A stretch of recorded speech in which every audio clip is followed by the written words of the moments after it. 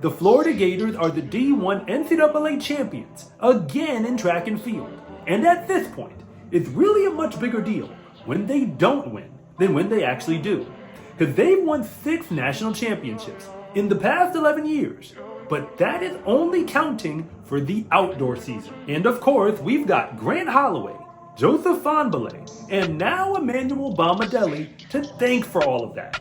But I've already gone on record to say that the national team competition isn't exactly what you think it is. Don't get me wrong, Florida is very good, but they keep on winning national championships because they don't actually have to have the best team in the NCAA top to bottom. In fact, they didn't even finish in the top 5 of the SEC conference this year. Yet Florida is the D1 national champion for outdoor track and field, and that makes them the best men's track team in the entire country, doesn't it? But what would happen if they actually competed in a dual meet with the Division III national champions? And the truth is something so shocking that once you see it, you won't be able to forget it. But who are the Division III national champions anyway?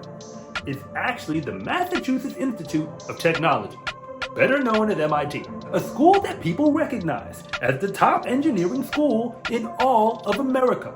So much so that their sport mascot is actually the Engineers. That was not a joke. It's legit their mascot. And they're not only Division III, which means they give out no athletic scholarship at all, but they're also in the D3 NUMAC conference, where their rival is the Worcester Polytechnic Institute. To top it all off, MIT is a private college with fewer than 5,000 students and a tuition that's nearly $60,000. Their opponent, the Florida Gators, are a public college in the SEC conference, which is the most well-funded sports league disguised as college athletics. And they've got almost 35,000 students on campus. These two schools are over 12,000 miles away in Massachusetts and Florida, and they couldn't be any more different. The only thing they have in common is they're both national champions in college track and field. You can place your bets in the comment section below, but I don't even need to read it. I'm sure all the money's on Florida by a whole lot of points. But before I go any further, I need you to know that I'm not making this up. Dual meets are popular at the high school level, but in college, they still happen every single year.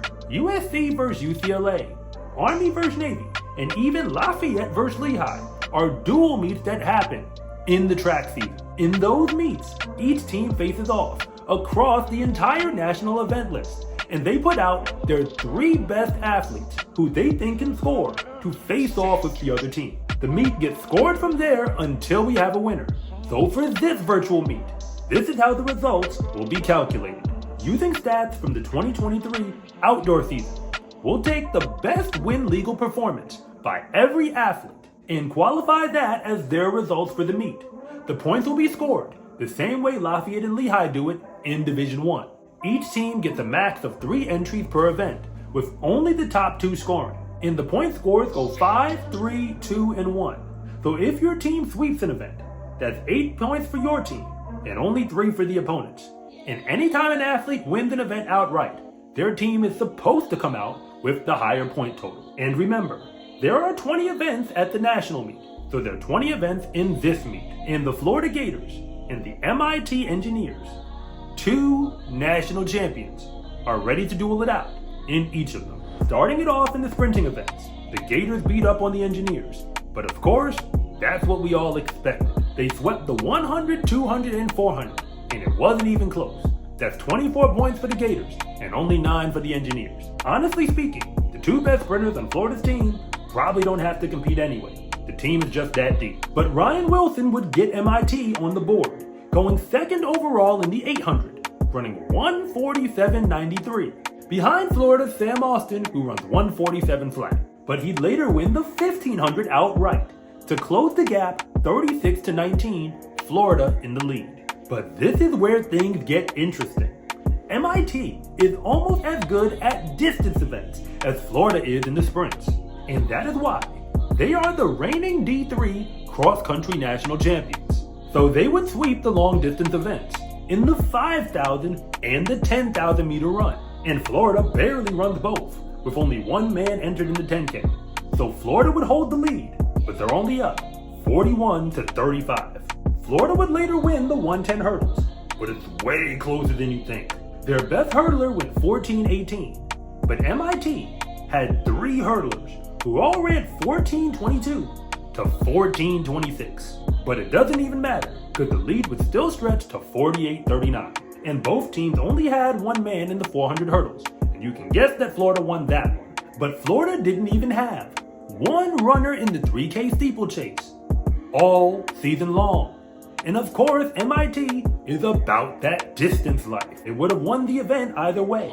But with Florida failing to get points on the board, their lead would be cut down to 53-50. The Engineers are only down 3 points. And for the record, the meet is already half over. Florida would sweep the relays, obviously, in the 4x1 and the 4x4. So that's 10 points for them and only 6 for MIT. But Florida also doesn't have any pole vaulters and only one man who high jumps, who would technically still win the event. So at this moment, with only 6 events left in the meet, MIT would be in the lead, 69-68. By now, the Division III Engineers are calculating their chance at an upset, and the Florida Gators, with all of their track and field scholarships, thought the meet was already going to be over by now.